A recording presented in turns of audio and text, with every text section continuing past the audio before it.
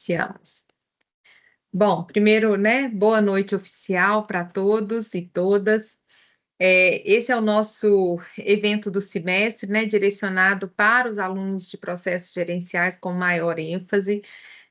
A ideia é que a gente estar em contato com um profissional que atua na área de processos para entender como que é o funcionamento, como que a organização do trabalho em si, aquilo que tem sido feito, né, de perspectivas, enfim. Hoje quem está aqui com a gente é a Daniele. Vou pedir permissão para poder ler aqui um pouquinho do currículo da Daniele, né? Daniele é formada em Administração de Empresas pelo Senac Minas, pós-graduada em Gerenciamento de Projetos pela FGV e em Gestão de Processos pela PUC Minas.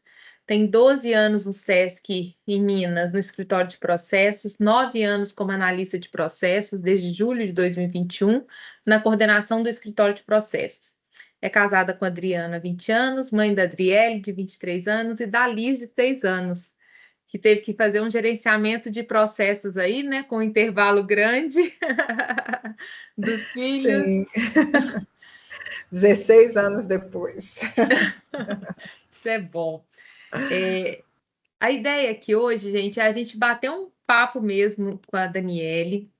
Ela vai contar um pouquinho da trajetória dela, e eu queria que vocês tivessem aí no chat a liberdade de deixar as perguntas que a gente pode ir conduzindo e fazendo esse diálogo de uma maneira mais interativa, tá bom?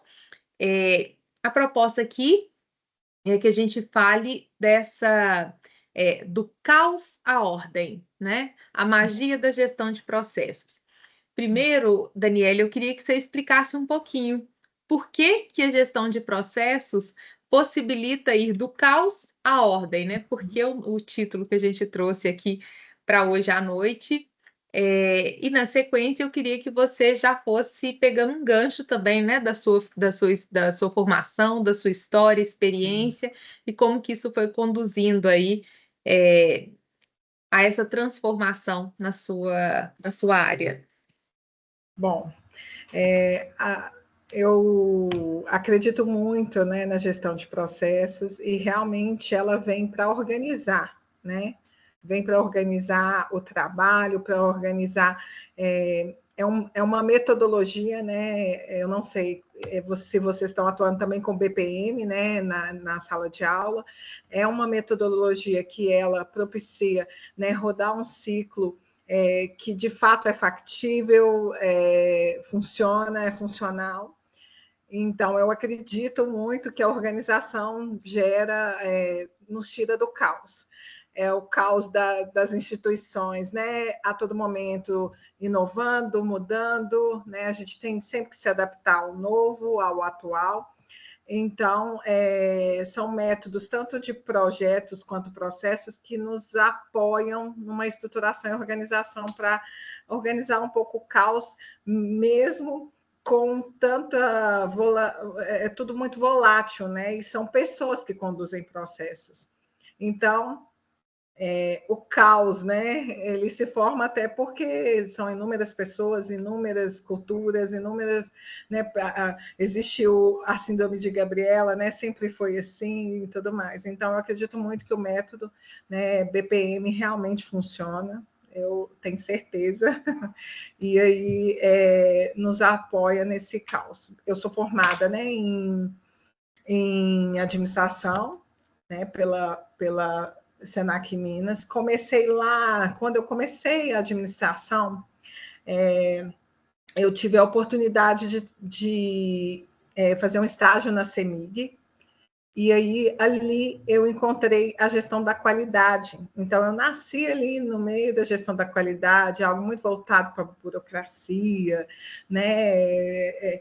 Muito mais focado em controles do que, de fato, no que fazia sentido, que são os processos, na gestão dos processos.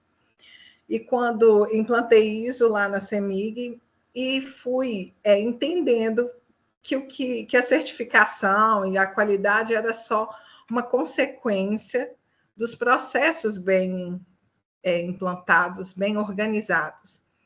E quando eu fui chamada para ir para o SESC, né, eu iniciei a pós-graduação em projetos, e ali, quando você estuda projetos, você começa a enxergar também que tudo é processo.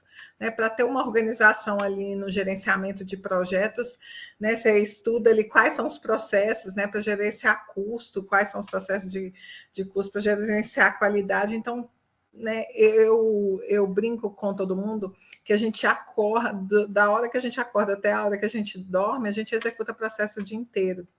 Né? E cada dia a gente aprimora, né? Desde sempre, da infância, né? A gente sempre vai aprimorando processos. E aí, quando eu fui para a área de processos dentro do SESC, e aí eu tenho 12 anos, 9 de analista e esses 3 anos ali na coordenação. Né? Eu aprendi ali um pouco com um gestor que eu tive, o que era gestão de processos, né? O que era BPM. E aí foi aonde que eu comecei a identificar que, de fato, para, né, a gente tornar organizado e sair do caos, precisava implantar processos. E o foco era isso, e aí, de repente, a gente estava numa construção, e aí, para quem não sabe, o Sesc Minas, em 2010, ele era uma instituição que quase não tinha computadores, eram poucos computadores, mais acesso à alta direção, e de 300 funcionários, a empresa retomou, né, algumas terceirizações, e de 300 foi para 2.000 funcionários. E aí o caos foi instalado, porque 300 pessoas que sabiam trabalhar de uma forma, de repente chega a outras 1.700 e mudou toda a instituição, e não tinha nada documentado, não tinha processos desenhados, não tinha fluxo.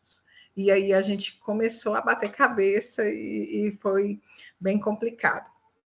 O SESC, né, ele é uma instituição social, né? A gente é federado pelo sistema FEComércio, ele é a presidência, né, do sistema FEComércio, e temos ali o apoio, né, do sistema SESC e SENAC. O SESC, ele atua hoje com, eu brinco que são 5 empresas em uma. A gente tem educação, saúde, cultura, lazer e assistência. Então, são 5 negócios. Né? A gente compra de vacina até miçanga. Né? Então, assim, são processos totalmente distintos. E aí a gente precisava organizar. E foi a gente começou tudo pelo procedimento, pela instrução de trabalho, por documentar, porque a necessidade da instituição naquele momento era ter escrito as etapas, o passo a passo. E aí, de repente, a gente escreveu 270 instruções de trabalho, de viagem, né? E aí para organizar toda a instituição. Isso foi por volta de 2015.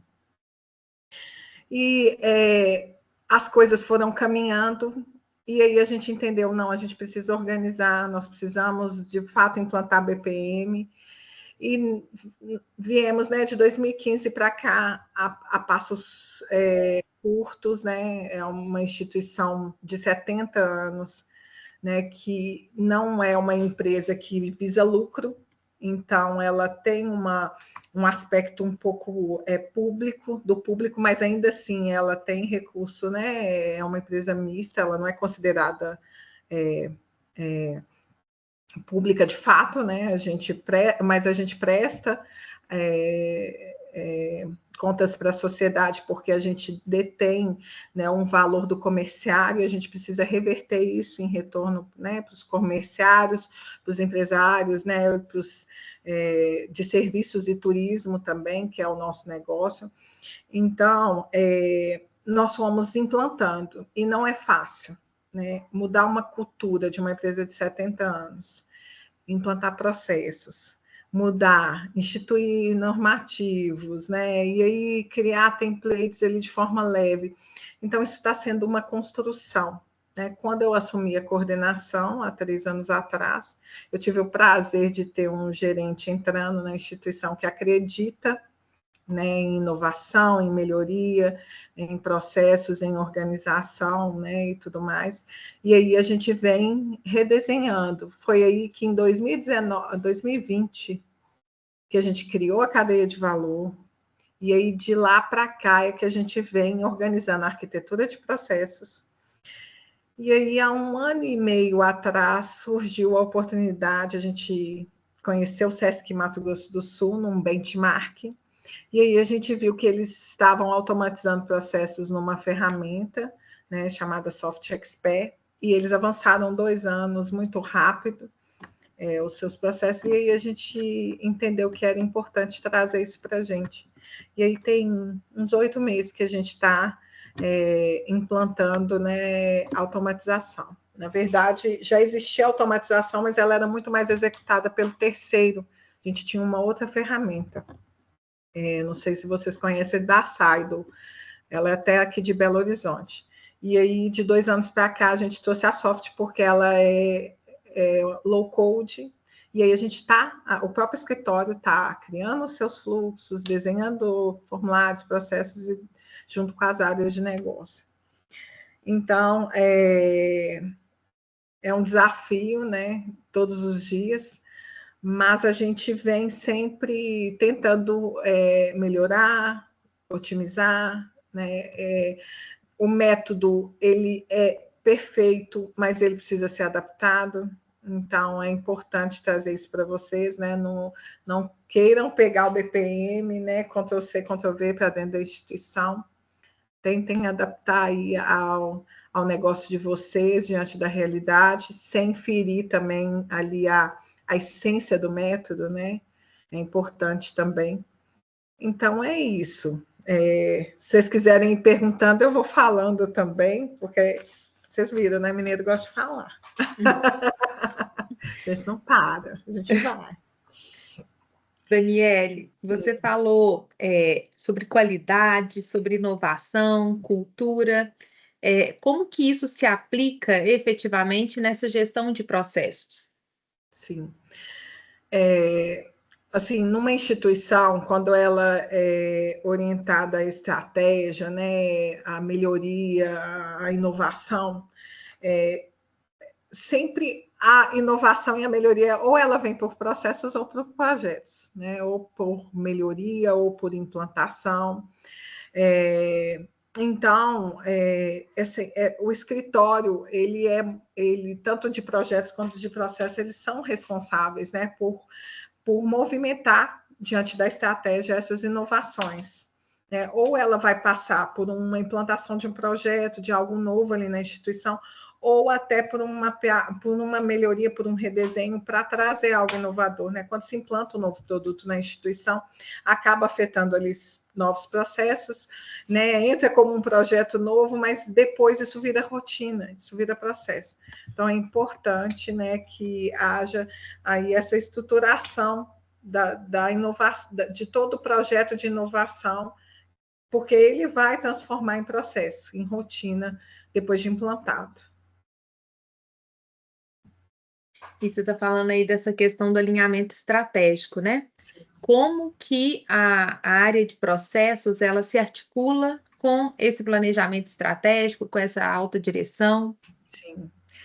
Então, é desafiador, né? Porque a instituição ela precisa de focar na estratégia, mas também tem vários outros processos ali precisando ser melhorados e que não estão vinculados diretamente à estratégia.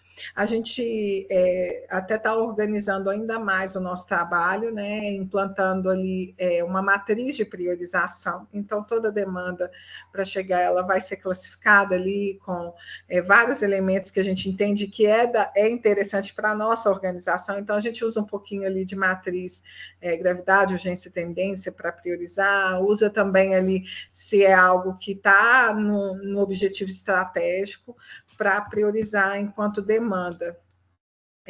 Então, assim, para fazer com que a empresa atinja os seus objetivos, né, atinja a sua visão ali de longo prazo, é importante que os processos, que a gente foque na melhoria e no mapeamento, né, e redesenho ou automatização desses processos que façam com que a estratégia seja atingida. Né? Só que aí, em paralelo, a gente também tem necessidades ali de operação, de áreas meio, que a gente precisa também dar suporte. A gente trabalha mesclado. Lógico que a gente dá prioridade para a estratégia, mas assim, quando pode, a gente encaixa uma demanda ou outra, porque o escritório tem um papel muito consultivo ali, né, de apoio, porque as áreas, aí até depende muito da maturidade da instituição, né, e das áreas. Tem áreas que têm uma maturidade um pouco menor para melhorar seus processos, para definir quais as regras, né, os requisitos. Então, a gente também faz esse apoio consultivo. Né? Então, assim, o escritório de processo tem muito disso, né, de articular, de ter apoio consultivo para melhorar os processos. Então, a gente tem esse viés de priorizar ali, de apoiar na melhoria, mapear, automatizar processos que são mais estratégicos para atingir a estratégia, mas a gente também tem um pouco dessas demandas que entram, que não são estratégicas, mas que são importantes para o dia a dia, né, da instituição e das áreas. Andréia, pode falar. Não, queria aproveitar aqui o que a Daniela está falando, que é assim, ó, como que uma das perguntas até que a Cíntia colocou aqui, né? Então, assim, independente do viés ali que a empresa trabalha e tudo mais, como administrar a área da qualidade junto com a área de projetos, né? Porque quando a gente fala, são duas áreas apartadas do mundo real da empresa. Independente se for SESC, se for qualquer outra companhia, Sim. né? Então, assim, mas como que você enxerga essa administração? Porque as áreas de projeto, elas trabalham com priorização. Sim, então, sim. não é tudo, é o que eu geralmente falo, né? TNT, tudo não terás. Então, você tem que fazer uma matriz de priorização. Sim. Concordo com isso, mas hoje, na tua realidade, como que é para administrar isso? Porque muitas vezes o projeto em si, ele vem atrelado a uma questão sistêmica de desenvolvimento. Então, Sim. imagino eu que lá na sua atividade você tenha ter que administrar a área pedindo uma melhoria, um mapeamento de processo. Este mapeamento de processo, imagino eu, dependa ali de uma situação sistêmica, e aí você tem que a área de projetos falando assim, olha, Daniele, tudo não terás, tá bom? Assim, eu sei que você quer isso, mas eu demoro tanto tempo. E aí existe o custo da própria área, né? Que é a quantidade de horas, horas versus valor que vai ser dedicado para aquele projeto. Como que é administrar isso? Sim. Não sei se você vive, tá, Daniele? Estou falando por experiência própria, mas queria ouvir de você. Então, lá a nossa realidade, assim, o escritório PMO, né, o escritório de projetos da instituição, ela está também dentro da gerência de planejamento, né, de gestão. A gente chama lá de gerência de gestão. Então, a gente tem um tripé: planejamento, processos e projetos. Então, a administração dos projetos estratégicos também está no mesmo nível que a gente está, assim como a estratégia da instituição, ela é aprovada junto à alta direção, os stakeholders lá da instituição, na mesma área de gestão. Isso é novo, tá? Isso vem de 2 anos para cá, então a gente ainda está patinando. Mas ainda assim, entram projetos estratégicos lá de implantação de sistema e eu tenho uma bola dividida com a tecnologia. Então, aí começam os meus problemas. Eles também têm os projetos de implantação lá, eles têm os projetos de segurança da informação, eles têm projetos de infraestrutura que nem sempre estão esbarrando aqui comigo em processos, né? Eles têm hardware, estão lá no vulco dos processos deles, na loucura. Essa realmente é uma realidade que é difícil para todas as instituições. Eu vou te falar que é todas, não é só a sua, não é só SESC. Eu venho de um grupo de estudo que já não está reunindo mais, a Elo Group, não sei se alguém aqui já ouviu falar ou participou. Era um grupo de estudos muito bacana, até de pessoas da área de processos, e a gente sempre trocava muita experiência. E tinha pessoas da Localiza, tinha pessoas de várias empresas que tinham essa mesma situação, André. tem coisas que entram no escritório de processos e que às vezes a gente mesmo entende, poxa, isso aqui precisa andar, isso aqui não precisa andar. Isso aqui é prioridade, isso aqui vai atacar muito mais a estratégia do que isso aqui. E não tem jeito, né? A gente tem forças maiores e aí existe um jogo muito... E é muito importante que o escritório entenda que ele precisa influenciar as decisões, mas com dados e informações. A gente também sofre disso e a gente tem tentado estruturar. Eu me lembro que a professora Andréia, até da Localiza, ela falava muito, gente, estrutura uma forma de apresentar para a instituição que se ela não fizer isso aqui, isso vai afetar isso aqui. E não é algo muito complicado. Geralmente você tem que falar em valor, né, Daniele, para poder... Essa argumentação está vinculada a dinheiro, né? Sendo muito clara. Eu só vou... Não é uma pergunta nova, eu só estava esperando você terminar a sua linha de raciocínio para eu continuar. Sim. E assim, ó, eu não sou da área de processos, tá? Mas toda a minha vida eu atuei na área de processos. Paralelamente, sim, como solicitante, inclusive como ativo. Porém, sim, entretanto, todavia, eu acho que você na cadeira, a minha pergunta para você é assim, ó. Hoje, a gente estuda muito essa questão, assim, do processo em si, do que executar, como fazer. Eu queria que você contasse para nós, assim, como lidar profissionalmente, ali eu estou falando da sua cadeira profissional, não do processo que você aprendeu, o botão que você aperta, mas assim, ó, como lidar com essa diversidade? Qual a sua dica para quem vai entrar na área, para ter que lidar todos os dias emocionalmente, né, psicologicamente, né, enfim, como administrar esse cenário que é tão difícil entre o solicitante, entre a tecnologia, entre a área de projetos? Queria muito ali sua dica, né? Porque você está numa cadeira de coordenação, gerencial, enfim, o nome é coordenação, mas é uma cadeira gerencial, então assim, como que administra, né? Ensina aí para a gente como é que fala bonito, com jeitinho, e a pessoa ainda continua conseguindo no outro dia te chamar para um café, digamos assim, né? Você não disse não e ainda assim ela vai te chamar para um café. Não tem receita de bolo, não, mas a dica que eu dou gente, acho que a nossa área, a área de processos, o que ela mais executa é negociação o tempo inteiro, e eu acho que 2 cursos que tem que ser incluído, negociação e psicologia, porque a gente faz, às vezes, o papel de psicólogo mesmo. Que bom que a gente teve negociação semestre passado. Isso foi ótimo. É isso. A gente tem que ter isso mesmo. A gente lida o tempo inteiro com pessoas, com diversas culturas, e você vai descobrindo as pessoas, né? Com a convivência, você vai aprendendo. Tem pessoas que você já chega e fala, olha, a gente precisa melhorar isso, precisa disso e tal, a pessoa abraça. Então, trazer essas pessoas para os projetos, sabe? Eu atuo muito da seguinte forma, quando você analisa o processo, você tem várias pessoas envolvidas ali, né, várias áreas, e aí você pega pessoas-chave para, pelo menos numa reunião de iniciação, falar, olha, gente, a gente tem esse problema, precisamos solucionar juntos, traz a pessoa para dentro, né, da solução, e ela vai se sentir pertencente. Não é fácil, a gente tem muitas pessoas que não querem, né, mudar, né, tem a síndrome de Gabriela, nasci assim, cresci, vou morrer assim. É um desafio mesmo, mas eu acredito muito nisso, no tratar as pessoas de forma diferente, porque todo mundo é diferente. Então, aquela pessoa que é mais aberta, você tenta se aliar a ela, né? Olha, a gente precisa.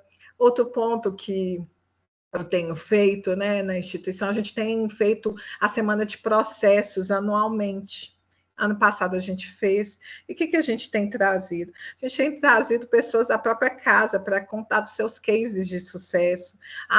O processo melhorou esse processo, o que trouxe de ganho? Então, as pessoas se sentem ali valorizadas por melhorar seus processos, por organizar. Então, assim, não é fácil. Existem áreas que são, assim... todos os dias eu vou na TI e falo, gente, eu preciso de vocês. O escritório de processo sem vocês a gente não vai avançar. né? Eu preciso, né, que a gente atue melhor. Como que a gente pode melhorar essa interface? Como a gente pode estreitar, né, essa relação? E fora que tem recurso é limitado, né? E a empresa quer toda hora melhoria. Então, assim, eu brinco que a gente fica ali segurando prato de tudo quanto é lado. É o perfil do escritório de processo. E é gostoso, gente, eu adoro isso. Uma hora você está numa caixinha falando de compras, tem que resolver isso, não está funcionando, vamos lá. E aí, quando você consegue, a gente não consegue sempre o melhor, implantar a melhor solução, tá? Às vezes o escritório de processo sabe que aquilo ali é o melhor e tem certeza. Só não sabe como tem certeza. Mas, às vezes, você não consegue ali o cenário ótimo, você consegue implantar pequenas melhorias. Na hora que eles vêm avanços, aí você volta com aquela ideia e fala, olha, tá vendo? Já melhorou. Se implantar isso, a gente vai ficar melhor. Então, assim, é atuar como psicóloga mesmo o tempo inteiro e mostrando ali, ó, isso valorizou, olha, e trazer esse resultado para a instituição. Quando a gente automatiza um processo, a gente publica, olha, um novo processo está no área, e a gente sempre dá eu falo, não precisa nem falar que escritório de processos existe. Se a área já evoluir, se já avançar, a gente enxerga o nosso trabalho nisso. Então, assim, a gente vê sempre, sabe, o DNA nosso nessas pequenas melhorias.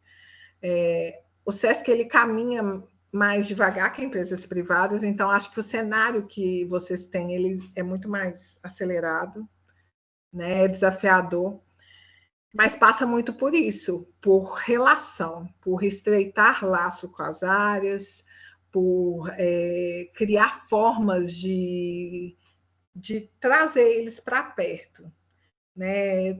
Pense em projetos, igual essa semana de processos, a gente trouxe a Andréa Magalhães, que é do Instituto DECA, trouxe para falar de processo com uma linguagem bem para toda a instituição. Aí a gente estava implantando o sistema, o que eu falei? Eu vou trazer pessoas que já estão com o sistema na casa, que está funcionando. Trouxe o CEO da empresa, que eu falei, ele vai vir, e aí acaba que a gente estreita, ele cria ali uma responsabilidade em fazer dar certo também, né? E quando a coisa não está legal, liga direto para ele, para o fornecedor, para o CEO. Então, assim, ter esse jogo de pensar no ganha-ganha, mas para a instituição, entende? Nossa, se eu estreitar laço aqui, isso vai ser importante. É bem assim, Andréia. Se a gente. O profissional de processo, ele não gostar de pessoas, não dá certo. Entendi. Obrigada, viu, Daniela? Eu consegui, né? Era o que você precisava, né? De ouvir, se tiver mais alguma coisa. É que eu, na verdade, assim, o Rafa acho que vai falar aqui, né, tadinho, tá com a mão levantada há um tempo ali, me perdoa. Mas é para tangibilizar para os demais ali que por mais que hoje a gente esteja do outro lado, atuando no aprendizado, né? E tem pessoas que provavelmente já vivenciaram várias situações dentro dessa parte de gerenciamento de processo e nem sabiam. A gente acaba descobrindo certas coisas quando a gente está estudando. Sim. Mas eu gosto de fazer perguntas que tangibilizam e mostram a realidade do mercado. Sim, né? Porque sim. É o outro lado. Então, toda vez que tem o Papo Segue, eu faço perguntas para dar uma noção assim, tá, como que é na realidade? Sim. Hoje eu não estou numa área, mas se eu tivesse, me conta aí as dores, né? O pé no chão mesmo, como que é, né? Não é só flores, né? Uhum. A gente tem um momento ali que que existe um desgaste, e aí com outra área, e ele o processo fica moroso, uhum. né? Mas aí é isso, é insistir e mostrar que tudo é para a instituição, né? Todo mundo está num objetivo comum. E o SESC... porque também tem a parte dos louros, né? Quando tudo dá certo e você consegue mostrar os ganhos e quem fez tudo acontecer, né? Muito obrigada, viu, por partilhar. Nada. Obrigada, Andréia. Rafa? Obrigado, Daniele. Assim, eu estou participando de um projeto muito grande também dentro do Sistema S, no caso com o Senai, aqui lá Legal. do Rio de Janeiro, que é Legal. uma reestruturação de todos os dados da área comercial deles. Como você pode imaginar, tem o Excel no computador de um, tem o sistema da casa que o pessoal prefere não utilizar, e aí, então você imagina o Ou caos. utiliza de forma equivocada os dados Não, equivocados. é uma loucura, e assim, a principal dor, a Andréia já perguntou, que é exatamente essa, porque não tem como ser amigo de todo mundo, e Isso. obviamente, chegou num momento que teve que vir um top-down aí, né, de cima para baixo, determinando que tem que ser assim, e aí nós ficamos aqui de bad guy, né? Mas fora desse contexto, né, você falou um pouco do processo lá do Mato Grosso, da automatização, né, de processos, e a gente tem, dentro desse meu projeto, né, a gente tem implantado muita automação também da parte de dados, enfim, dos processos em si, do dado, né, porque é a pessoa que se cadastra no Senai para fazer algum curso, enfim, que é o cliente da casa. Então, assim, eu queria tentar entender de você quais são os principais desafios quando a gente automatiza os processos, uma empresa muito grande, mas o problema é que eu não posso engessar o processo, eu não posso comprometer a flexibilidade, porque assim, já falando de negócios, então assim, eu preciso ter uma adaptabilidade, né, vamos dizer Sim. assim, né, eu não posso simplesmente deixar o processo extremamente rígido dentro da automatização que inviabilize o meu negócio. Então, como é que a gente consegue? Qual o desafio assim que você vê que é o principal para isso? Eu acho que tem que focar, eu acho não, acredito que tem que focar ali em fatiar entregas. Isso é uma coisa muito importante, porque às vezes, se você pensar no todo, você vai engessar mesmo, porque mudar, transformar um processo, né, do manual, às vezes, para o automatizado, se você não fatiar pequenas entregas e mostrar ali, executa um pouco, entende o processo, executa um pedaço, depois faz outro pedaço e transforma isso, né, num processo ponta a ponta, de forma leve, né? O meu gestor fala uma coisa é mesmo, você dá cavalo de pau no Titanic, né, não vai dar certo. Então, as coisas têm que ser pensadas e fatiadas. E hoje a gente está vendo aí métodos ágeis, né, e tudo mais. Quando você fatia as entregas e faz de forma mais leve, você consegue ali redirecionar se aquilo não está muito Adaptar legal, caso. adaptar, Entendi. entendeu? Então, assim, a gente faz muito disso, tá? A curva é menos Aí, brusca, né, do que fazer um processo inteiro, né? isso. Aí, Ok. assim, muito também, você falando aí de dados, né? A base de processo são os dados, as informações transitam entre processos, e a gente ainda vive um pouco desse caos também, mas a gente trouxe um pouco para a estruturação nossa, a sempre a responsabilidade de pensar na hora que a gente está automatizando o processo, de estruturar e organizar aquele dado. Então, aquele dado nasce onde? Né? Onde ele nasce? Onde ele nasce, aonde vai ter a gestão, aonde ele vai existir, né? E as áreas vão consumir aquele dado na fonte. Isso é uma coisa que a gente tem feito e é devagar, né? O ideal seria, vamos estruturar, vamos higienizar dados, né? A gente não consegue, né? Então, com o caos, a gente... Múltiplas fontes, né, dados diferentes, eu imagino. É bem louco. Mas eu diria que fatiar, né, pequenas entregas para não engessar e não mudar muito, porque senão as pessoas é igual a formiguinha lá, né? Você mudou o caminho dela, ela se perde. As pessoas se perdem com mudanças pequenas. Então, vá transformando os processos, vá automatizando, né? É igual um processo de compras, né? Eu posso, às vezes, ali automatizar um input. Opa, está todo mundo entendendo, agora vamos automatizar essa parte e vá até fazer o processo ponta a ponta. Às vezes, na hora de você fazer o desenho, é interessante você já pensar ali num processo futuro, né? O ponta a ponta, para pelo menos enxergar ali aonde você quer chegar. né? Também não é legal que você não tenha essa visão macro. Mas na hora de entregar, vou automatizar primeiro esse ponto, pensando nesse todo. É interessante, porque o grande desafio nosso, e isso eu falo para dentro também, é trazer entregas mais rápidas, porque senão a alta direção não enxerga, né? E aí não entende. Poxa, eu não estou vendo mudança nos processos, não estou vendo melhoria. E eu acredito muito que esse é um ponto que a gente, enquanto escritório de processo, enquanto analista de processos, a gente possa atuar melhor, sabe? Estipulando pequenas entregas, trazendo valor, né, para a instituição. Perfeito, obrigado. Obrigada, Rafa.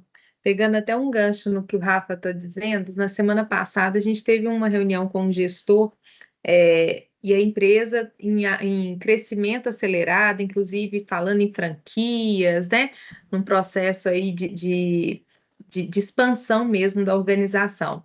E aí, quando ele foi relatar um pouquinho dos processos dele, ele falando que faz toda a gestão ainda pelo Excel. E aí, quando a gente pensa assim, ó, processos, né, inovação, será que a automatização não é uma consequência desse processo? É algo necessário efetivamente? Ou a automatização, em alguns momentos, pode ser uma burocratização desnecessária? Queria que você falasse um pouquinho disso para a gente, Daniela. Então, eu vou contar um pouquinho da minha experiência com o antigo BPMS, que a gente está virando, né, para esse novo. Quando a gente implantou o sistema, né, da Saido em 2019, a gente tinha quase os processos iam ser automatizados. A gente aqui é analista, sabe, né, do método. A automatização é o fim. A gente só faz depois que o processo está rodando lindo e maravilhoso. Mas aí veio um diretor e virou e falou: eu quero que o processo X entre primeiro. E o processo não tinha nem fluxo mapeado, não tinha nada desenhado. Mas eu quero, e saiu. Foi árduo, né? Não foi o melhor processo. Nós levamos muito tempo para fazer com que ele, de fato, ficasse legal. Então, isso é algo que é muito importante. A automatização ela é importante, sim, mas automatizar processos maduros é o ideal. Só que a gente está no meio de instituições que, às vezes, vem o diretor e fala, eu quero isso. E aí, esse é o desafio. Falar, olha, se automatizar isso, as consequências e os riscos são esses.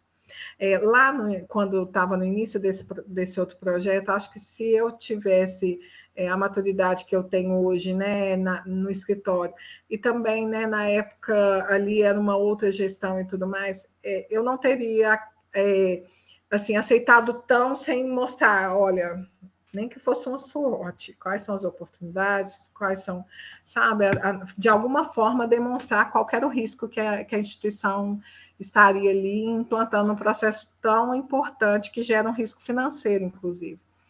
Né? Não foi fácil, a gente teve que, na implantação, corrigir muitas coisas, a gente quase voltou para o papel de novo, tá? Quase falamos, vamos voltar, né? Mas aí a gente fez dar certo, mas não é o ideal. Eu não acredito nessa forma, né, de trabalho, e ela é árdua. Então, assim, às vezes o papel não automatiza em processos de fazer café, de fazer limonada, né? Às vezes o simples é melhor, mas que seja um processo ali estruturado, comunicado à instituição, né? Então, assim, nem tudo é automatização. O SESC ele tem uma necessidade de automatização porque ele é muito manual. Né? Ele é uma instituição que, quando eu entrei em 2010, né, as coisas eram tudo muito no papel, o Excel era pouco conhecido, enfim. Mas tem uma sensibilidade de se colocar no lugar da área de negócio e entender, tem um porquê de sempre ter sido feito da forma que é, e ver se, de fato, a automatização vai ser melhor. Sabe? Às vezes, até pela maturidade da área, se você implanta uma automatização assim, sem ter um processo maduro, já no papel, você traz risco institucional ali da coisa parar mesmo e ter que voltar atrás. Ótimo. Depois eu vou compartilhar com vocês, meninos, lá no nosso no Canvas, uma história do fundador da Tramontina, que é uma historinha que eles até florearam bastante do porteiro do puteiro, né? Depois vocês vão entender um pouquinho dessa fala e tentar enquadrar esse momento aí que a Daniele fala da automatização. Mas, dando sequência, Daniele, você está falando muito em pessoas, né? A importância de pessoas, de relacionamento, de interação. E a gente sabe que os processos são feitos para setores, para pessoas operacionalizarem. E eu queria entender um pouquinho como é que é o trabalho feito com essas pessoas que vão receber e ter que trabalhar em cima dos processos. Sim. Então, a gente vem, né, nesse trabalho de conscientização, de falar, né, de trazer consciência até através dessa semana de processos mesmo, mas ainda é pouco, né? Eu acho que essa é uma coisa que eu tenho que trabalhar cada vez mais, porque mudança cultural não passa só pelo escritório de processos, e isso é algo que é importante da gente tratar aqui. Né, talvez estreitar laços com RH para pensar em projetos ou campanhas, né, que tragam uma aceleração para essa consciência institucional de que os processos precisam ser seguidos, mapeados, melhorados, né, porque ali é um engajamento mesmo, né, de todo dia olhar para o seu processo e falar, cabe algo melhor, né? Dá para simplificar, dá para melhorar. Então, realmente, se a gente não trabalha isso, a gente fica meio que correndo ali atrás e não sai do lugar. Porque o escritório de processos, né, a equipe de processos, ela não executa nada, quem executa são as áreas. E por isso o poder de convencimento é importante. Mas realmente a cultura é algo que é um desafio, tá? E eu não enxergo mudança cultural sem passar por apoio da área de recursos humanos, porque precisa estar no DNA da instituição. Uma das coisas, tem um programa que chama, tem um modelo de excelência de gestão, não sei se vocês conhecem o MEG, ele tem muitas boas práticas que apoiam um pouco nessa mudança cultural para trazer para o DNA. Né? Eu acho muito interessante, eu acredito muito em modelos, mas ele é para ganhar prêmios e tudo mais. O prêmio, para mim, certificação é consequência, né? Mas tem muita coisa legal que você pode incorporar ali. E esse modelo, quando ele trata ali de processos relacionados a pessoas, ele entrelaça ali com a estratégia, com competência, com clima, sabe, organizacional, com políticas de RH que podem estimular a trazer resultados e isso encaixar com a melhoria de processo. Então, precisa sim ter a parte cultural, mas de alguma forma a gente tem que amarrar, né? Porque as pessoas não vão acordar e vão falar, nossa, hoje eu vou executar cada vez melhor, enfim. Né? Precisa ter esse estímulo cultural, mas precisa também amarrar. Esse é um desafio, e que eu tenho também, né? A nossa instituição tem, e que a gente acredita e vai avançar. Ótimo. Você está falando em modelos. Você hoje, no seu trabalho, utiliza alguma ferramenta de qualidade? Você falou em SWOT, né? Análise SWOT. Mas existe alguma ferramenta de qualidade, algum instrumento que você utiliza? Olha, quando a gente... Eu gosto muito do SIPOC, gente. O SIPOC ele é simples, mas ele é fantástico para quando existe um nível de maturidade muito pequeno ali né, da área. É algo que as pessoas conseguem escrever quais são as tarefas, quais são as entradas, as saídas. Então, a gente usa SIPOC muito para mapear, porque para eles é mais fácil. É uma receitinha de bolo que eles enxergam, e quando chega para a gente, quando está desenhado, a gente simplesmente enxerga o fluxo e desenha. né? Como a gente tem uma visão, né, de fluxo, você consegue trazer para o desenho. Quando você traz para o desenho, você encontra gap, você falou, opa, tem um buraco aqui, e você começa a, de fato, mapear o processo e até mostrar para eles, olha, o que acontece aqui? E aí vai vindo, né, os gateways, os retornos, e aí a gente vai avançando no mapeamento.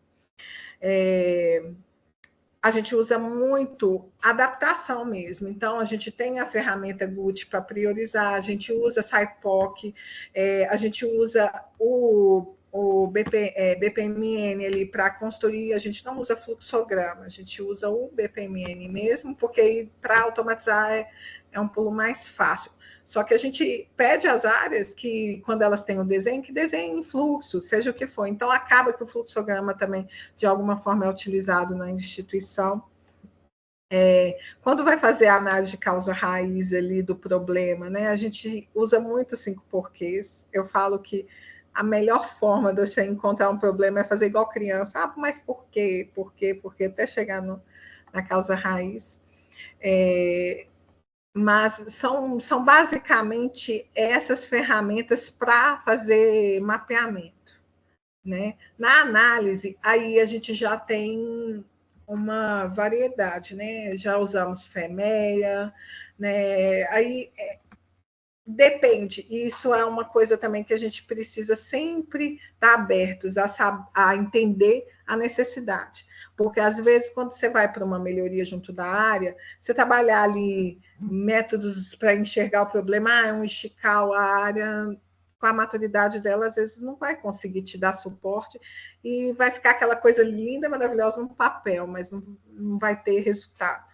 Então, o simples, às vezes, eu gosto de 5W2H ali para definir os planos de ação, na hora que a gente está enxergando, né, qual é o problema e como que a gente vai trazer solução. Vai para um 5W2H ali que a coisa vai funcionar. Então, eu brinco que menos é mais. E sempre olho para a instituição que adapta. Às vezes a gente pega uma ferramenta e adapta ali numa melhoria. Então, sempre quando vai para uma melhoria, eu sempre peço à equipe qual que é a necessidade, né? Qual que é a necessidade, qual que é o problema que está sendo relatado, para a gente enxergar, e às vezes a gente até vem para o conjunto e fala, olha, aqui não vai funcionar como foi na melhoria anterior. Então, essa adaptabilidade vem muito do nosso perfil. A gente precisa ali olhar, pensar o que vai trazer mais resultados. E isso a gente vem com a experiência, vem com o dia a dia, tá? Não é. E todos os dias a gente aprimora e às vezes não funciona algo que a gente define. E tá tudo bem. A gente volta e faz de novo. É isso que é até minha próxima pergunta. Tá, a gente planeja, faz mapeamento, faz ali um desenho, na expectativa de que tudo dê certo. Mas e aí, quando não dá certo? E você tem algum caso para nos contar, assim, de um processo que foi feito, proposto, né, e que no final das contas não deu tão certo assim? Sim. Olha, a gente tem um caso de um processo que ele foi que ninguém mapeou.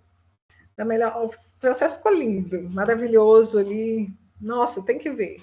Dava brilho nos olhos. Perfeito. É o que eu até comentei um pouco atrás. Às vezes a gente querer o cenário perfeito, o processo gigante ponta a ponta logo, e já define, né, todas as etapas e tudo mais, e traz isso para uma implantação, as pessoas vão bater cabeça, não vão enxergar ali como que executa, e vai cair em desuso e as pessoas voltam e retrocedem. Isso já aconteceu, não foi uma vez só, foi várias, mas teve um cenário assim que foi até interessante de entender, porque foi um processo que ele foi automatizado. E aí você automatiza e volta para o papel, poxa, não é legal. Né? Você fala assim, poxa, que fracasso. Né? A gente usa muito papel e eu brinco que eu sou doida para fazer fogueira de São João. Eliminar todos, se possível. Né? Mas isso acontece assim, não nem tudo que o escritório de processos propõe é o melhor. E aí que vem a magia do escritório de processo. Eu acho que o nosso papel não é de ter a resposta, sempre a solução. A gente não vai saber a solução 100%. Às vezes, a solução, quem sabe, é quem está no dia a dia mesmo. Às vezes, é um técnico ali que não tem tanta oportunidade de falar, que ele sempre acorda todos os dias e fala, poxa, porque não é assim, mas ele está executando daquela outra forma. Então, a equipe de análise precisa ouvir a área, precisa entender todas as propostas, e aí, com a nossa visão sistêmica, que aí é que eu penso que é o nosso papel, de na hora que alguém fala assim, olha, e se a gente fizer assim? Olha, se fizer assim, gente, vai acontecer, tem um risco de acontecer assado. Essa visão sistêmica a gente é que precisa ter e aprimorar, porque as áreas pensam muito em silos, ela pensa só ali né, na raia dela, né? Ela não sai da raia, está só ali. Então, adaptar método também é muito importante, né? Tá vendo que a forma de trabalho não está funcionando, está trazendo um insucesso? Pensem no melhor método, mas é ouvir. As áreas têm muita proposta de melhoria e não são os gestores, tá? Não são os gestores, são quem está executando de fato. Né? Na hora que for para uma melhoria que tiver só coordenador, não é o ideal, porque ele, apesar de saber o que a área faz, ele não executa, então ele não sabe as dores. Quem vive as dores é que tem as melhorias. Então, inclusive, eu estou passando por uma reformulação da própria metodologia do escritório. E eu trago para a mesa. Vamos estruturar, gente, e aí? Né? Isso não está funcionando. Como que é o melhor? E a equipe inteira, Dani, olha, funcionou bem com isso, não funcionou, e a gente vai adaptando. Então, é importante ter essa sensibilidade do ouvir e do propor, mas a área que tem a resposta, né? E é ela que vai implantar. Não adianta nada você vir com coisa linda e falar é o melhor e pronto.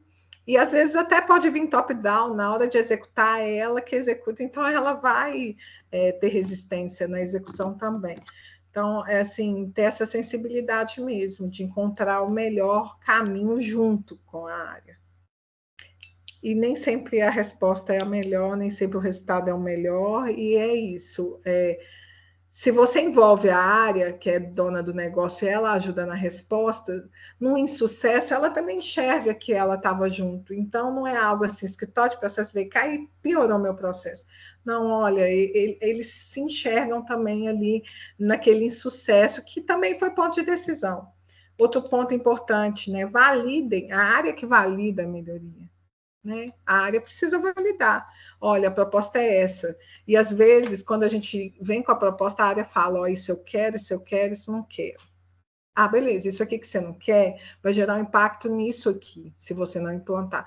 Então, essa sensibilidade também de mostrar para ele que o que ele não quer implantar gera um risco naquela outra ponto, né, naquele outro ponto, isso é importante e isso é um papel que eu enxergo nosso. Consegui responder, Cíntia? Consegui, sim. E falando no profissional de processos, quais são as competências que você julga como essenciais na formação de um profissional em processos? Primeiro passo, resiliência.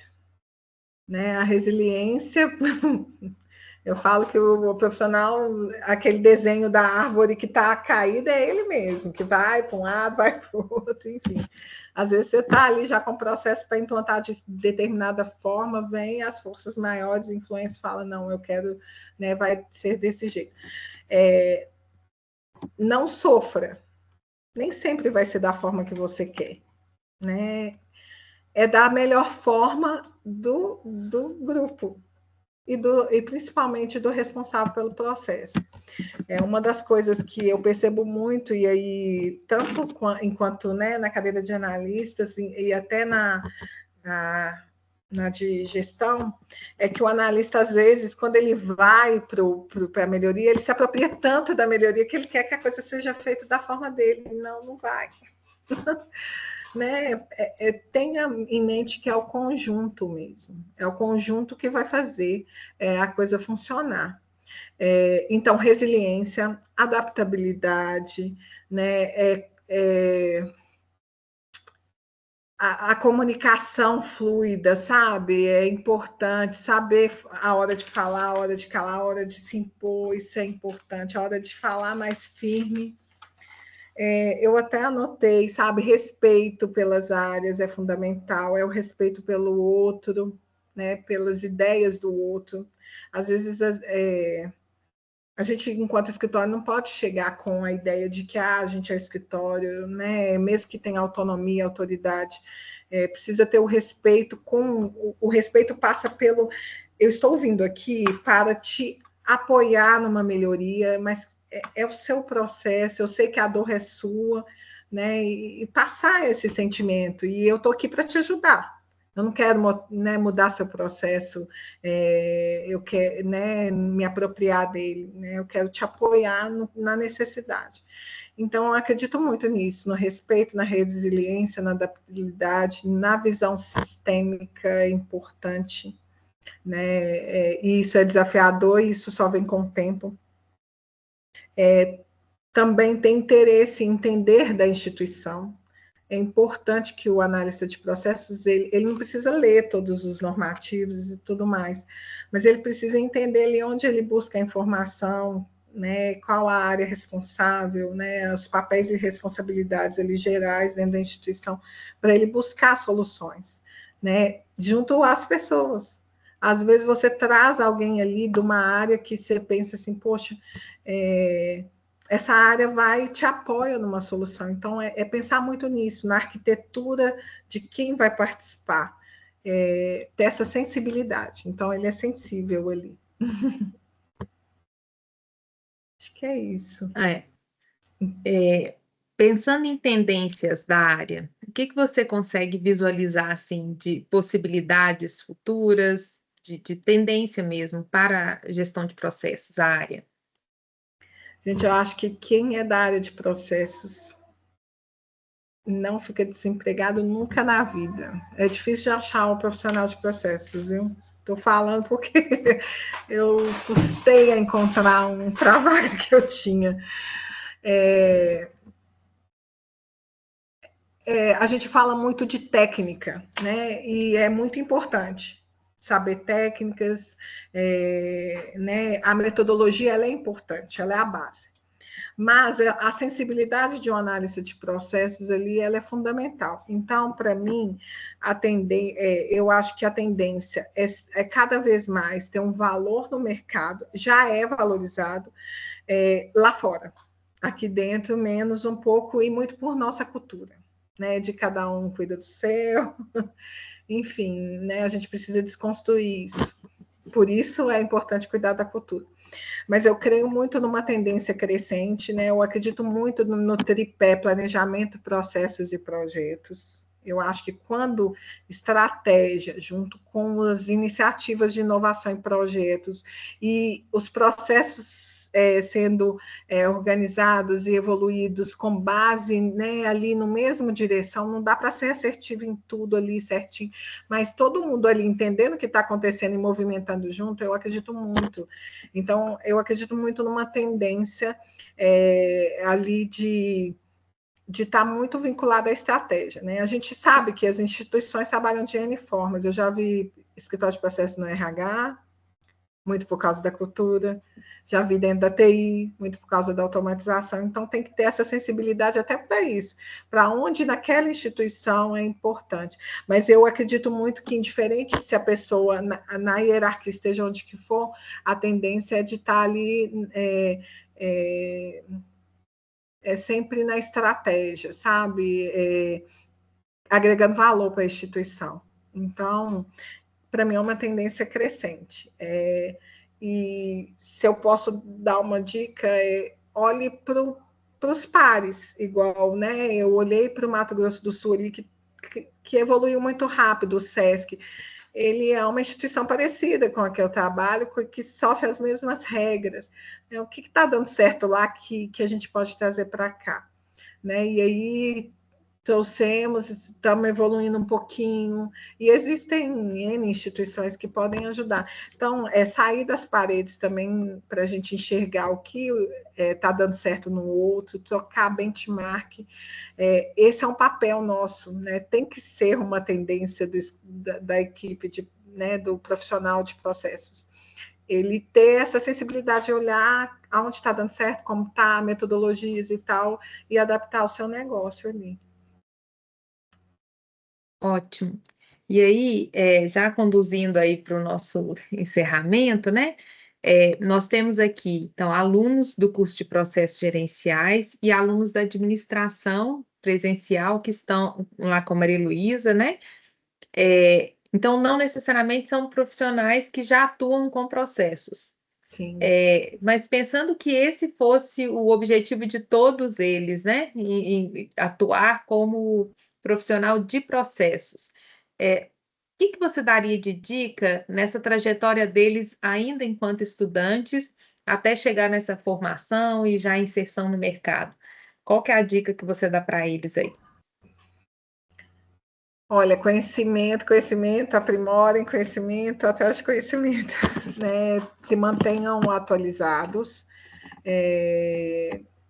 nas tendências de ferramentas de gestão, né? É importante de enxergar tudo que está acontecendo, mas principalmente, na minha visão, todo profissional que ele tem ali na sua graduação ou pós, né, gerenciamento conhece um pouco de administração, de gestão em geral, isso é importante, e que tenha ali uma pós ou graduação em projetos e gerenciamento de processos, isso traz muita noção de método, de como fazer ali, estruturar seu trabalho de melhoria, de redesenho, de mapeamento, enfim. Então, assim, para mim, quando eu fiz projetos, eu estava atuando com certificação ISO num escritório de projetos de implantação de usina hidrelétrica. Olha para você ver. E ali eu vi processos, e para implantar ISO, você tem que entender de processos, otimizar processos. Mas a estrutura do projeto, ele te dá uma visão de, poxa, cronograma, de acordo de nível de serviço, ao iniciar um projeto grande de melhoria, é interessante que você utilize ali de algumas ferramentas de projeto, até para validar. Quando você aprova um termo de abertura de projeto, que é um template do método de projetos, você acaba fazendo com que as pessoas aprovem a entrega, né? Aprovem as premissas daquilo ali. Então, tudo que sai daquele escopo, você fala, olha, isso a gente vai listar, mas não vai entrar agora, até para você garantir a pequena entrega que a gente falou agora mesmo. Então, para mim, gerenciamento de projetos, gerenciamento de processos, que é a base, né? Processo é a base. E conhecer ali de ferramentas e técnicas de análise de qualidade é algo muito importante. E procure informações, né? Nós temos muitas pessoas boas no mercado que têm muita sensibilidade até para essa área, né? A gente tem aí Andréa Magalhães, né, que tem o Instagram, tem muita gente boa, professores bons, né, Cíntia, que tem ali bagagem e tem ali boas experiências de vida, e troquem experiência e façam benchmarking, sabe, sair das paredes. Outro dia a gente foi no Sebrae, né, chegamos no Sebrae, a gente viu ali uma forma de trabalho para usar compartilhado, né? Todo mundo ali opinando nas melhorias do processo no mural, né? A gente já tinha visto o mural, mas não pensou, poxa, vamos usar para uma melhoria, né? Coloca todo mundo dentro da sala no mural e vamos trabalhar, né? Ali as melhorias. E assim, funciona. Então, saiam das paredes, saiam, né? Não olha só para dentro, vá um pouquinho para fora, mas não é para também trazer lá e Ctrl+C, Ctrl+V. Tem a sensibilidade ali de enxergar o que dá certo e o que não dá. Conhecimento, conhecimento, conhecimento. Você tem alguma dica de livro, de filme, série, podcast ou que daria aí? Você já falou da Andréia Magalhães, né? Da Deca, que tem um canal do YouTube, Instagram, podcast, né? Nossa, eu sou cristã, então eu gosto de ler muito conteúdo, assim. Eu acho mágico a forma com que Cristo conseguiu pegar 12 pessoas que são totalmente diferentes.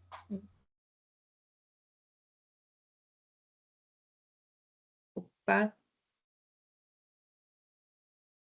Mas Peraí, travou lá, né? Travou. Peraí, deixa eu chamar ela aqui.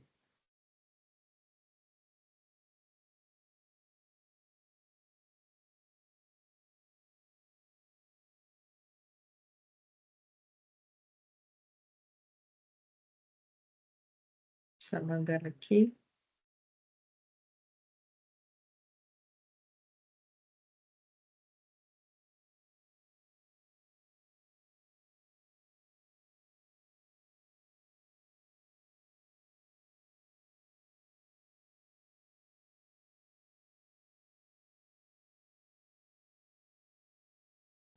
Ela vai entrar de novo, gente.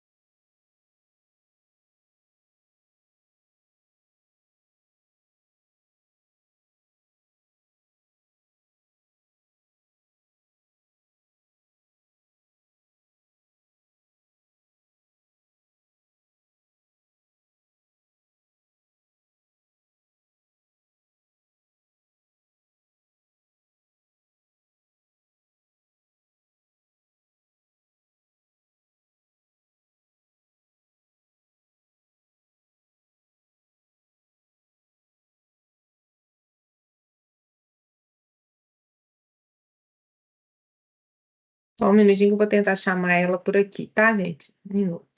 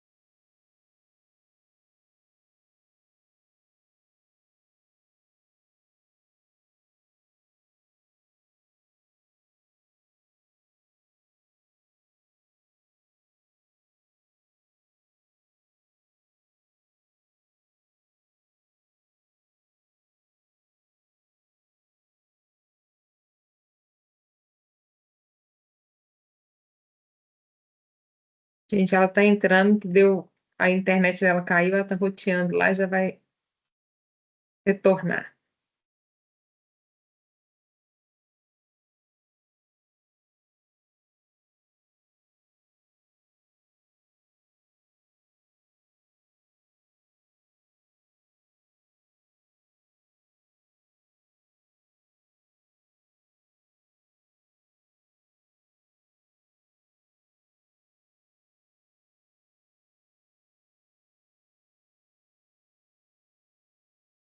Meninos, até a Daniele entrar, ficou algum ponto que vocês queiram colocar, alguma pergunta para fazer a ela? Não, acho que você ia fazer uma correlação hoje com o que é moda, né? Que é a inteligência artificial, com a perspectiva dela versus inteligência artificial, que hoje tem muita coisa que faz, né? Enfim, você coloca lá, cria tudo para você, e a tendência é essa, né? Era mais isso, assim. Como que ela vê essa visão do futuro versus o profissional que hoje cria, né? Esses cenários. Era mais isso. Teve um evento no mês passado, falando sobre inovação e foco na inteligência artificial. E aí sendo discutido diferentes perspectivas, né, em diferentes áreas e atuações, e um dos questionamentos que foi feito e reforçado em todos eles é que a inteligência artificial ela deve ser incorporada, sim, em todos os processos organizacionais. Mas a gente tem que saber como Oi, como que então, as meu ouvindo? pessoas vão lidar com a inteligência, né? Então, quer dizer que a máquina substitui o trabalho do homem? Não. Mas o homem tem que saber como que ele vai lidar com a máquina, né? Então, acho que é um dos pontos. Daniel, interrompeu, você estava falando do livro lá. Sim. Vocês estão conseguindo me ouvir agora? Estamos sim. Ah, que bom. Desculpa, a internet caiu aqui, eu estou roteando o meu celular. Então, eu acho que eu vou desligar a câmera, porque vocês estão travadas para mim. Eu não sei, eu acredito que é por causa da internet. Posso desligar só um pouquinho? Aí depois eu abro. Só para não cair. Então, eu gosto muito do livro Coaching Segundo Jesus. Eu sou cristã, então, assim, eu acho fantástico a forma com que um líder, né, dissemina uma cultura para 12 pessoas totalmente distintas, diferentes, que, né, quando você vai ler sobre a personalidade dos 12, né, a gente tem do colérico e tudo mais, e de repente ele consegue, né, algo fantástico, que até hoje, né, a gente está aí, né, com né, o cristianismo disseminado nos 4 cantos do mundo. Poxa, é o que a gente faz ali no dia a dia, né, de processos, a gente convence as pessoas da verdade, né, que a gente acredita, e isso é fantástico. Então, assim, eu acho muito interessante o quanto a forma que Jesus liderou, né, com a sua humildade, com, né, sua empatia, fez diferença, pelo menos para trazer limite à sociedade. Né? Pode ser que a pessoa não seja cristã, ela acredita em outras coisas, mas toda sociedade precisa de limite, de regras, né? Enfim, e é interessante a forma. E aí eu acho fantástico. De filmes, gente, eu gosto muito de filme de super-herói. Adoro os Vingadores também. Eu sempre gosto dos filmes que tem ali a equipe, né? A gente que é de processos gosta. Gosto muito de quando sempre tem um problema, alguém tem que solucionar e está todo mundo ali junto, né? Cada um com a sua especificidade, com sua, né? Ali com a sua forma de ser, né? Atuando ali para um bem comum, para o objetivo comum, que é o que a gente executa. Então, assim, gente, enxerguem processos em tudo que vocês atuarem. E toda vez que vocês entenderem um objetivo comum e várias pessoas ali diferentes juntos, sabe? Podem se enxergar ali no meio. Excelente, Daniele. Andréia estava fazendo uma provocação aqui, Daniele, só para visualizar a sua percepção a respeito da inteligência artificial nessa gestão de processos, se consegue trazer alguma... Não, para o mundo vai ser a solução de todos os problemas, né? E eu não acredito nisso jamais. Né? Primeiro que a inteligência artificial ela precisa da inteligência do homem para programar ela. Então, uma pessoa que não programar direito, né? Vamos lá, ChatGPT. Se a pessoa não souber fazer pergunta, ela não vai ter a resposta que ela quer. Então, para mim, a sensibilidade, cada vez mais a gente tem que aprender mais sobre português, sobre interpretar texto. Essa é uma deficiência, né, que eu acho que a gente tem e que precisa aprimorar. A gente precisa entender o que a gente quer para daí a inteligência artificial nos entregar o melhor resultado. Mas não vejo nem nada tão avançado se a gente não souber construir. Sabe? Precisa do homem, né? A necessidade está na gente. Então, é a gente que vai fazer as perguntas certas, vai falar das necessidades certas, é a gente que ensina a máquina. Né? Então, assim, Não acredito, né, que a inteligência artificial vai mudar. E se a gente acreditar que ela vai mudar sozinha, nós estamos lascados, porque aí eu acredito que quem programar, se não souber que é importante, né, a gente já vê aí, né, tem muito se discute sobre as perguntas que estão sendo feitas e as respostas, não tem qualidade. Então, existe a análise crítica do nosso lado que tem que existir nas respostas, né? Enfim, em toda essa construção aí da facilidade. Lógico, vai ter a facilidade, vai, mas não substitui a inteligência humana, né? A gente que faz a coisa funcionar de fato. Excelente, excelente. Muito obrigada, Daniele. Espero que não tenha ninguém de IA aí, né? Mas eu estava comentando aqui, no momento que você estava reconectando, que até o pessoal de IA falando que não existe isso, né? A ideia é que ele veio para poder facilitar alguns processos, mas é bem isso, né? Se a gente não sabe utilizá-la a favor, a gente está limitando, inclusive, todo o acesso e toda a formação e aquilo que se busca, né? Mesmo de conhecimento, de apropriação das ferramentas, enfim. Então, é para mais um processo para auxiliar a nossa gestão. Apoio, e não fazer por nós, né? Não, não dá para... É isso mesmo. Bom, Daniele, queria agradecer muitíssimo. O convite à Daniele veio a partir do momento que eu estava escutando um podcast da Andréia Magalhães, que ela até comentou, da DECA. Quando ela foi relatando, foi falando, gente, está tão pertinho da gente, né? Então vamos trazer ela aqui para conversar com a gente. E nos recebeu muito prontamente, com esse sorriso aí, com esse carisma todo. Então, queria te agradecer muitíssimo, Daniele, em nome da instituição, dizer que foi um prazer te ouvir, né? Conhecer um pouquinho mais da sua história, dizer que a universidade está de portas abertas aí para vocês, no SESC aqui, né? Para você em especial, e aquilo que precisar, a gente está aqui.